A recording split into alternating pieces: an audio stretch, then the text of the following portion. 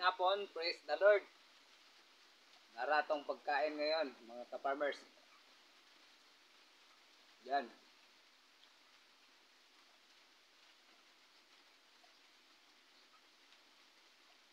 Parisan pag yung bulad, mga ka-farmers. Kasi maulan dito sa atin, mga ka-farmers. Sobrang malakas ang ulan kanina.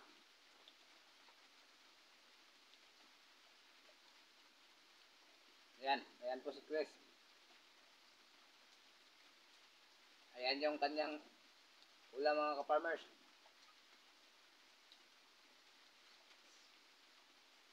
Sa akin ay, yan, yung toyo.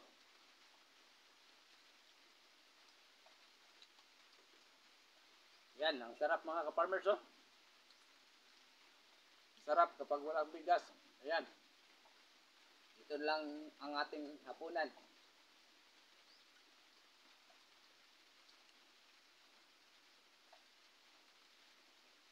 O karon mga untag kamanting. Kamanting ng dalag ang atong sodano. Bulat mo yung atong kanon.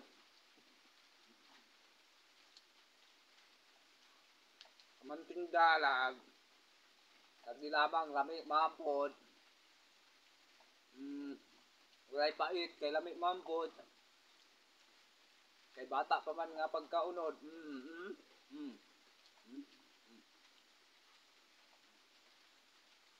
Puti yung pagkalami ah. Apo, kumo kayo oh. Ha? Asoso pangagi. Ha? Parisap pinya.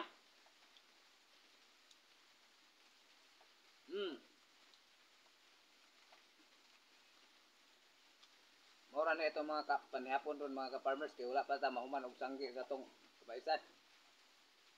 Masaon man na nga solo flight mangud atong agi. Saon nga nangalato ni mga tao karon nga kortahan ng mga ka-farmers. Puti yung paita wala tay masuhulan diri og wala pud tay ma. Pangayuan og tabang tungod kay ang lahi man gud ang mga tao karon kung atong mapanidan lahi ang mga tao sa una sa 90s ug 80s kay mubulad pa to og init. Karon ang mga kabatanunan karon nga nag-edad og 30 plus or 20 plus pa lang magbulad og init mga ka-farmers. Wa na, wala nagmapaso then ang uban magtangak ang ilang reklamo mura nagmakuyapan. Pero sa unang panahon bisan pag mag-edad og 60 na gadaro makita na to pero karon mga ka-farmers talagsa na lang gyud nga nagpabilin tungod kay asa kini nakuha.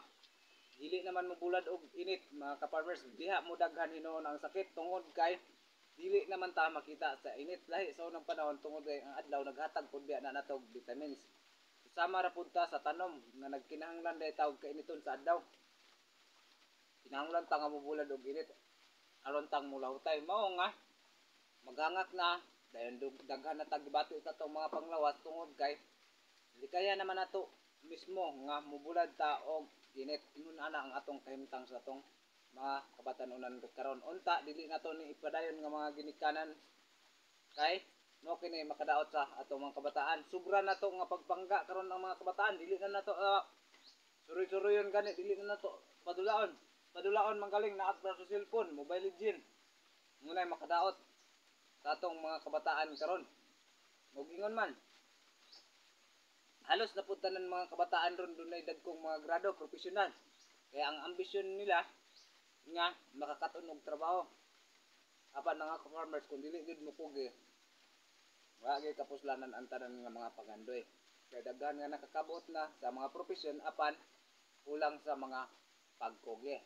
ingon ra gyapon nga bisan wala tay nahuman kung dili pud ta mokugi dili pud ta makakaon tama ni karon kamanting lang atong kanon tungod kay sa atong pagkatapulan so ingon na ni karon ang pamaagi sa atong kalibutan busa ang maigo diya ang matamaan diyan sana wag magalit pero yan ang katotohanan sa ngayon mga panahon. Ayan, tuloy-tuloy ang aming pagkain ni Chris. Ayan, subscribe to my channel and hit the notification bell para updated kayo sa aking mga video sa susunod mga ka-farmers.